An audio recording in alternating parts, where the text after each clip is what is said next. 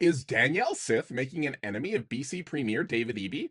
Probably, and it's probably intentional, and I don't get the sense that Eby has any more fucks left to give her. In fairness, would you have any fucks to give Danielle? Probably not. I don't. Lately, Eby seems kind of tired of Danielle's needy bullshit, which puts him in line with the overwhelming majority of the rest of Canadians, who will be more than happy if the RCMP get around to arresting her for all of the nonsense she's been up to lately. Because, quite frankly, nobody does this much insane shit publicly if they're actually keeping their ducks within the law privately. I'm just saying, ducks are known for criminal behavior. It's not a hurtful stereotype if it's true. You can't trust those corkscrew dicked bastards. I said it. Fine. Cancel me if you need to. I don't care. What was I saying? Oh, right. Dan Mall is trying to guilt the rest of Canada into buying her a pipeline, which she then assumes her donors can buy at a discount once the Conservatives are in government again. That's kind of how these things work. The public funds the project, and then the Conservatives get into power, and the Conservatives sell out the infrastructure that the public paid for, and private industry profits. Does Alberta need another pipeline? No. They have pipelines at home. Also, the price of oil is going down, and given the fact that the world outside of Alberta, and even within the same parts of Alberta, understands, and yes, there are sane parts of Alberta, they watch my videos.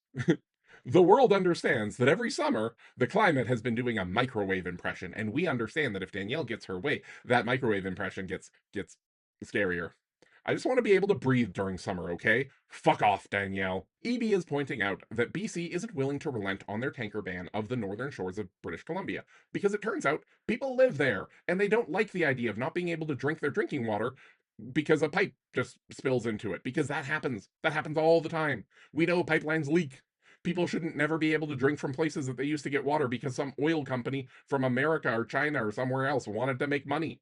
Canadians should be able to drink the water in Canada. The fact is, if a pipeline company screws up, you can't just undo that. It's not like how politicians walk back things. Some things you can't undo. It's like how I would never get in the back seat of a car that Scott Moe was driving, or into the front seat, or just anywhere near a car that Scott Moe was driving. Command Z just doesn't work for everything. EB is quick to point out that actual investment is happening on BC's northern shores. People involved in a number of industries are planning on making money, are already making money, and doing things for people who actually live within the province. And those people shouldn't have to drop what they're doing and give up their products and their plans simply because Alberta's Sith lady's strategy of picking fights with teachers isn't making her popular like she thought it would. If Danielle wants to sell her oil so badly, she should probably look at selling it through somewhere else.